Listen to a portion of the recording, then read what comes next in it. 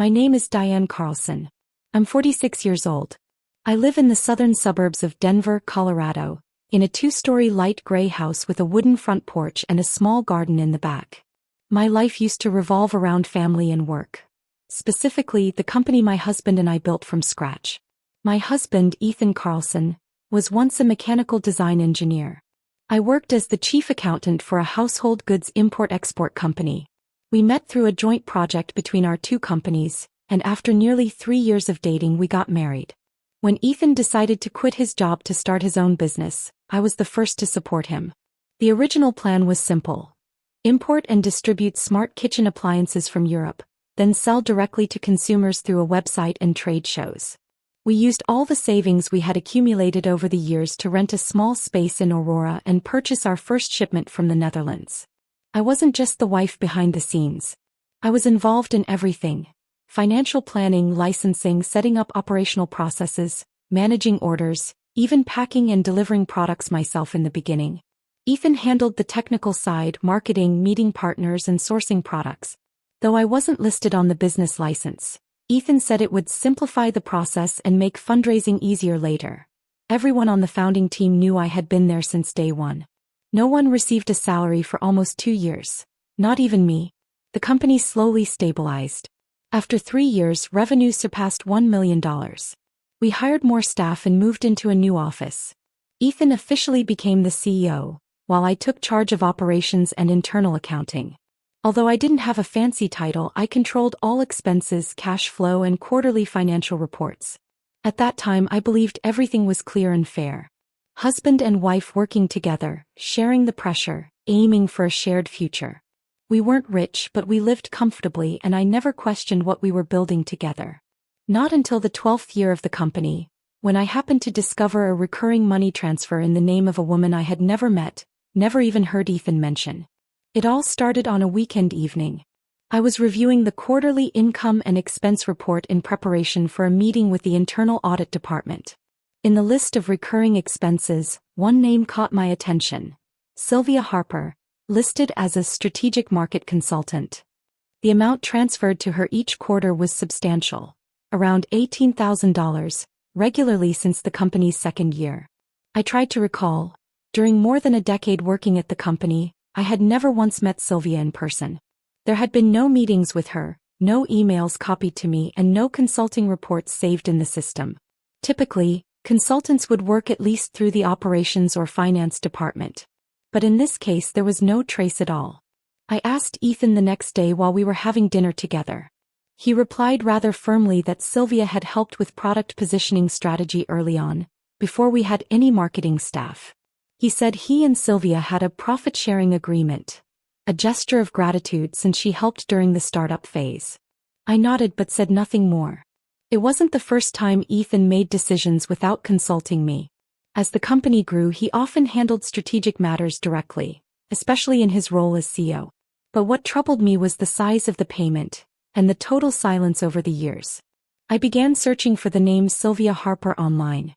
A few vague results came up, but none related to our line of business. No LinkedIn profile, no personal website, no consulting firm under her name. The name was almost a blank.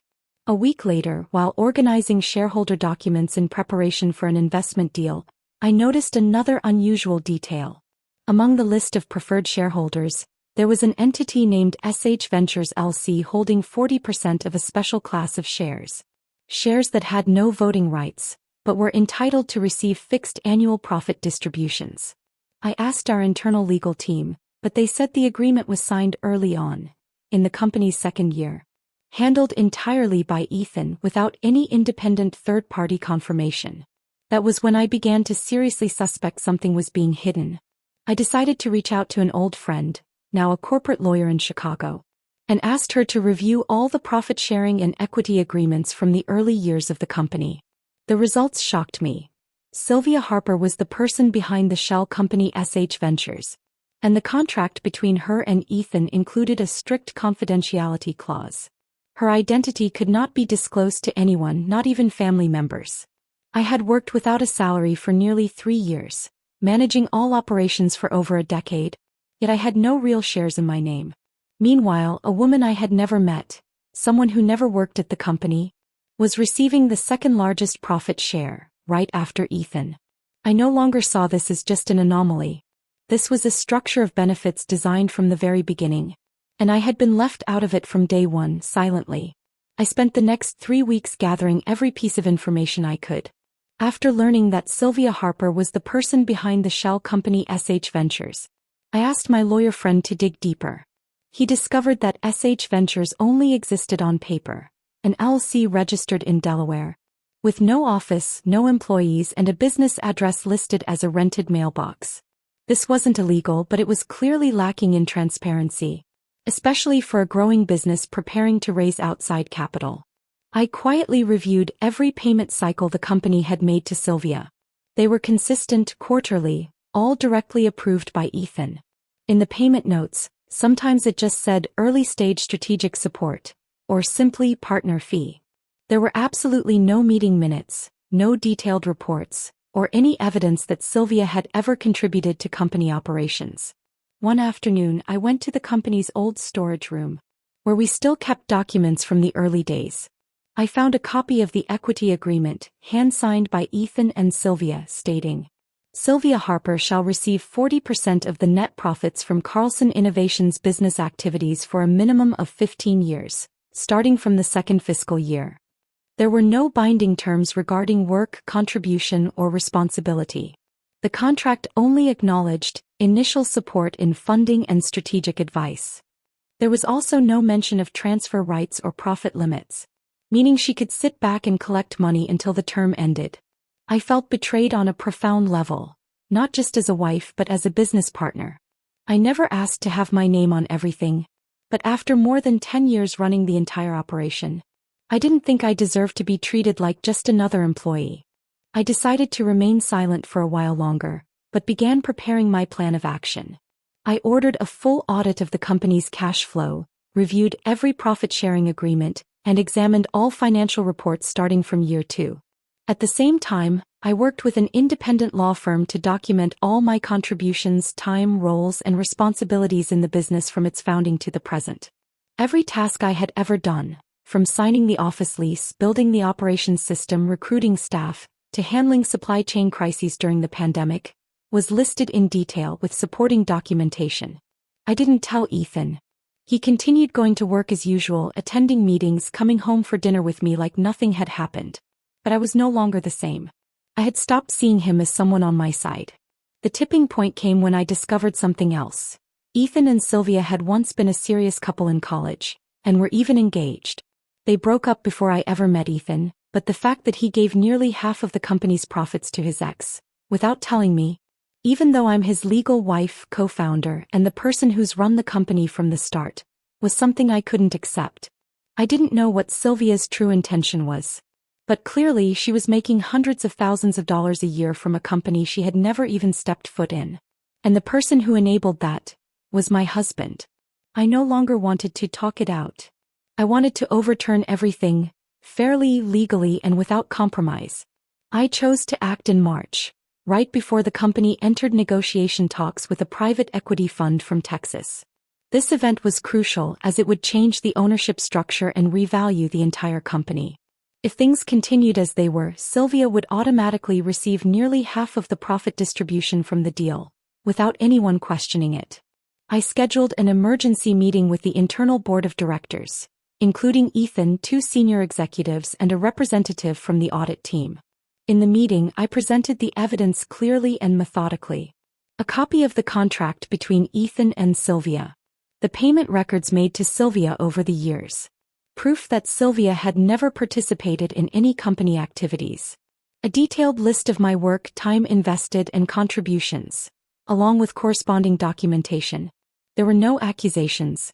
I simply asked a question. Does someone who hasn't worked, hasn't taken any risks, and was absent during every crisis deserve nearly 40% of the company's net profits, while the person who managed the entire operation holds no legal shares? No one in the room answered right away.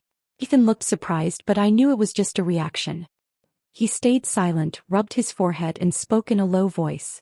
"There's a reason for this. I didn't think you'd understand if I told you earlier." I didn't react emotionally. I just looked him in the eye and replied, "Then now is the time for all of us to understand.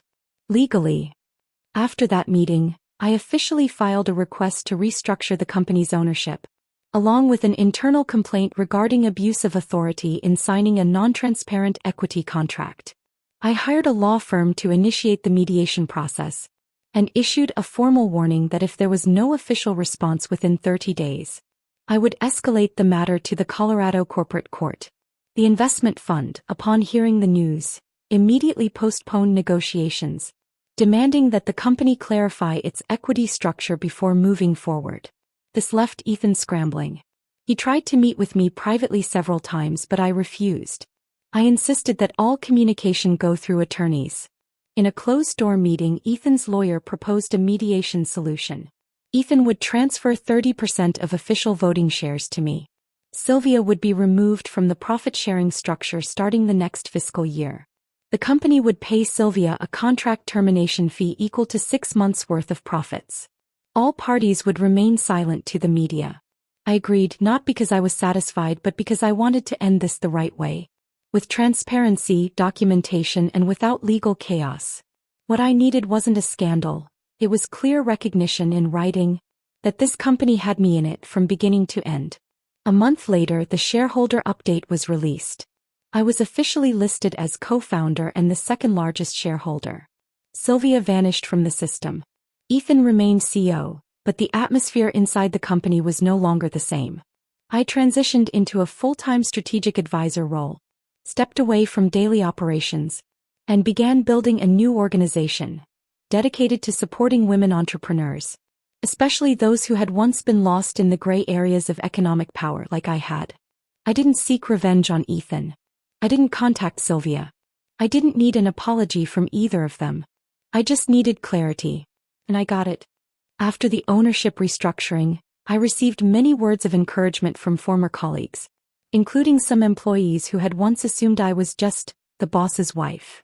They began to see me differently, as a true founder. Someone who hadn't had her name on the papers, but had run the entire system for over a decade. I no longer worked in the office every day. Instead, I devoted my time to something I had never considered before: mentoring. I partnered with a nonprofit organization in Boulder that provides basic legal and financial support for women building their own businesses. A portion of the profits from my shares in Carlson Innovations was converted into an internal development fund, used to train female employees in leadership and negotiation skills. I didn't need my name on a plaque or a meeting room named after me. I only made one request: that all internal contracts from now on be transparent and equal in terms of rights. As for Ethan, our marriage changed noticeably. We no longer argued, but we also no longer shared much. At the end of that year, he suggested we live apart for a while, so we could both think things through. I didn't stop him. I only asked one question. When you signed that contract with Sylvia, did you think of me? Ethan didn't answer. That silence was all I needed to understand the rest. I rented a small apartment near Washington Park. The apartment had windows facing the lake, and in the mornings, there was just enough sunlight for a cup of coffee and a quiet start to work. I didn't feel sad. I didn't feel cheated. In fact, for the first time in years, I felt that everything I had built myself. No dependency, no secrets, no need to explain to anyone.